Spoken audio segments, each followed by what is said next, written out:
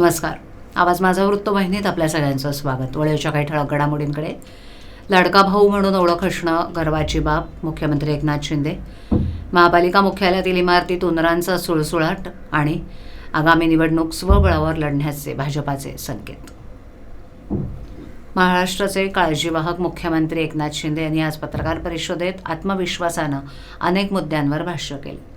लाडका भाऊ म्हणून माझी ओळख आहे, याचा मला अभिमान आहे, असं सांगत त्यांनी जनतेच्या प्रेमाचा गौरव केला. शिंदे यांनी सरकारच्या कामगिरीवर बोलताना स्पष्ट केलं की आम्ही रडणारे नाही तर लढणारे आहोत. 2.5 वर्षात केलेल्या कामाची पोचपावती जनतेनं दिली असून तो आमच्यासाठी मोठा विषय आहे. राज्यात विविध विकास कामं हाती घेतल्यामुळे जनतेचा विश्वास अधिक दृढ झाल्याचा दावा त्यांनी केलाय. त्यांनी शिवसेना महायुतीचा एक महत्त्वाचा घटक असल्याचं नमूद करत म्हटलं की महायुतीतील वरिष्ठ नेत्यांचे निर्णय आम्हाला मान्य असतील आणि त्यानुसारच आम्ही पुढे जाऊ.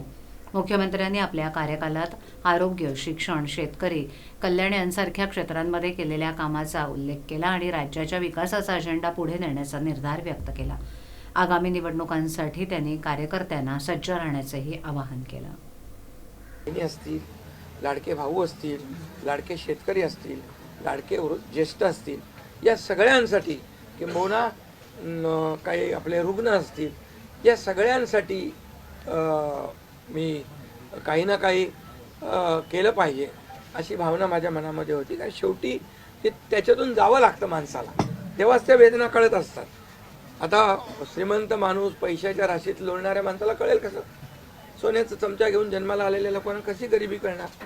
मग गरीब परिवारातून आल्यामुळे या सगळ्या गोष्टी ज्या आहेत, या वेदना मला समजत होत्या आणि बरोबर तेच मी या वेळेस केलं.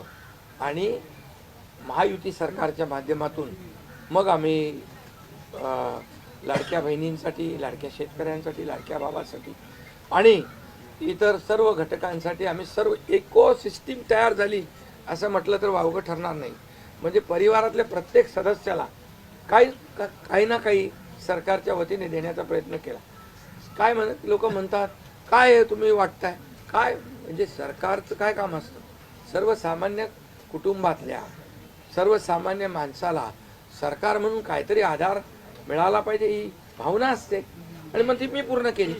आणि म्हणून या 2.5 वर्षाच्या काळामध्ये मला समाधान आहे.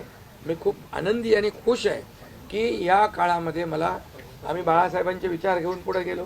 आनंद दिघे साहेबांची शिकवण आमच्या गाठी शिकवती आणि केंद्रातून आदरणीय प्रधानमंत्री मोदी साहेबांचं आणि अमित शहा साहेबांचं पूर्ण पाठबळ आम्हाला होतं. कारण मला आठवतं आहे जेव्हा आम्ही सरकार बदललं, उठाव केला, त्यावेळेस आम्हाला म्हटलं होतं आम्ही चट्टान की तरह आपके पीछे खडे. आणि मला आठवतं आहे की 2.5 वर्ष त्यांनी पूर्ण ताकदीने मागे उभे राहिले. माझ्यासारख्या सर्वसामान्य कार्यकर्त्यावर विश्वास ठेवला. 2.5 वर्ष त्यांनी मला मुख्यमंत्री म्हणजे सुरुवातीला जी मुख्यमंत्री पदाची जबाबदारी दिली ते दिवस मला आठवत आहेत. आणि त्या प्रत्येक दिवसाचा, प्रत्येक क्षणाचा वापर आम्ही राज्यातल्या जनतेच्या हिताकरता केला. ठाणे शहराच्या कारभाराचे मुख्य केंद्र असलेल्या पाचपाखडी भागातील ठाणे महापालिका मुख्यालय इमारतीत उंदरांचा सुळसुळाट झालाय. अधिकाऱ्यांच्या कार्यालयात असलेल्या महत्त्वाची कागदपत्र उंदीर कुरतडण्याची भीती व्यक्त होत असून या भीतीतूनच अधिकाऱ्यांनी आता आपल्या कार्यालयात उंदीर पकडण्यासाठी पिंजरे ठेवलेत.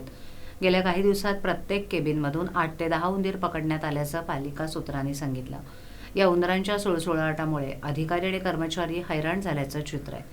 ठाणे महापालिकेचा कारभार पाचपाखडी येथील पालिका मुख्यालय इमारतीतून चालतो. ही तळ अधिक 4 मजली इमारत आहे. या इमारतीत आयुक्त, अतिरिक्त आयुक्त, उपायुक्त, सहाय्यक आयुक्त, सार्वजनिक बांधकाम विभाग, पाणी पुरवठा, घनकचरा, शहर विकास, आरोग्य विभाग आणि इतर विभागांच्या प्रमुख अधिकाऱ्यांची कार्यालय आहेत. शिवाय पालिका मुख्यालय इमारतीत पालिका पदाधिकारी आणि राजकीय पक्षांची कार्यालय आहेत. ठाणे शहराच्या कारभाराचं केंद्र म्हणून पालिका मुख्यालय इमारत ओळखली जाते. शहरातील अनेक विकास कामांचे प्रस्ताव तयार करून त्याची अंमलबजावणी पालिका करते. या सर्व प्रस्तावांच्या फाईल्स पालिका मुख्यालयात ठेवण्यात येतात.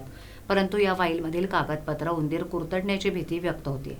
कार्यालयात अधिकारी आणि कर्मचारी काम करत असताना हे उंदरांचा वावर दिसून येतोय. या उंदरांच्या वावरामुळे अधिकारी आणि कर्मचारी हैराण झालेत.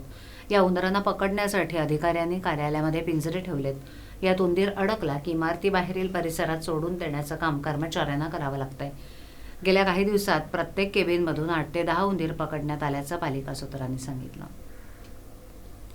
जिल्ह्यात भारतीय जनता पक्षाची ताकद वाढली असून स्थानिक स्वराज्य संस्थांमध्ये देखील भाजपाची संघटना मजबूत करण्यासाठी आगामी महापालिका निवडणुका स्वबळावर लढण्याचे संकेत ठाणे शहर विधानसभा मतदारसंघाचे भाजपाचे नवनिर्वाचित आमदार संजय केळकर यांनी दिलेत. वसंत विहार येथील मंदिरात जानकादेवीचं दर्शन घेतल्यानंतर पत्रकारांशी बोलताना आमदार केळकर यांनी आगामी महापालिका निवडणुका स्वबळावर लढण्याचे संकेत दिले. विधानसभा निवडणुकीत जिल्ह्यातील भाजपा 9 जागांवर लढली होती. त्या सर्व जागा भाजपानं जिंकल्यात. त्यामुळे भाजपाच्या जिल्ह्यात 100% स्ट्राईक रेट झालाय, तर शिंदे गटानं 7 जागा लढवल्यात. परंतु त्यांचे 6 आमदार निवडून आलेत. त्यांच्या स्ट्राईक रेट भाजपापेक्षा कमी आहे. या निवडणुकीत भाजपाच्या कार्यकर्त्यांचा आत्मविश्वास वाढलाय. त्या जोरावर पक्षाची संघटना मजबूत करून पक्षाची ताकद वाढवायची, त्या दृष्टीनं पक्षाची वाटचाल सुरू झाली.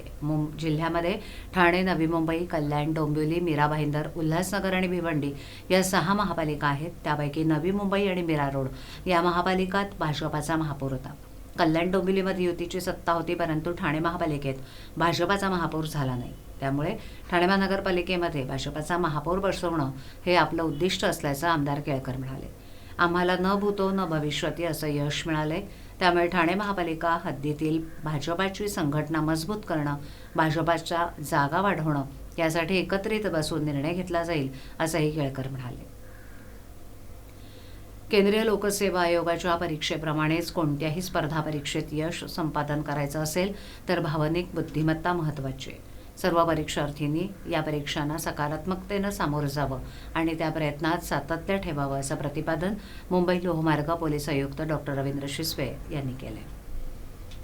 ठाणे महानगरपालिका संचालित चिंतामणराव देशमुख प्रशासकीय प्रशिक्षण संस्थेतर्फे पालिका आयुक्त सौरभराव यांच्या निर्देशानुसार स्पर्धा परीक्षेच्या परीक्षार्थींसाठी नुकतेच डॉक्टर रवींद्र शिसवे यांच्या व्याख्यानाचं आयोजन करण्यात आलं होतं. यावेळेला संस्थेचे संचालक महादेव जगताप यांनी डॉक्टर शिसवे यांचं स्वागत केलं. सन 2001च्या IPSचे बॅचचे अधिकारी असलेले डॉक्टर रवींद्र शिसवे यांनी यावेळेला ठाणे आणि मुंबईतून स्पर्धा परीक्षांना बसलेल्या परीक्षार्थींशी संवाद साधला. अभ्यासाबाबत संवेदनशीलता, सकारात्मकता महत्त्वाची आहे. त्याच वेळेला समाजातील नकारात्मक लोकांपासून दूर राहणं, अभ्यासाचं योग्य पद्धतीनं नियोजन करणं, त्यासाठी वेळेची आखणी करणं आवश्यक असल्याचं डॉक्टर शिसवे यांनी सांगितलं. केलेल्या अभ्यासाची पेन्सिल उजळणी करणं, विचार करण्याची पद्धत कशी विकसित करायची, महत्त्वाचे मुद्दे कसे काढायचे याबद्दलही डॉक्टर शिसवे यांनी मार्गदर्शन केलं. तसंच अभ्यासाच्या नोट्स काढताना शॉर्टहँड कौशल्याचा वापर करण्याचीही सूचना त्यांनी यावेळेला केली.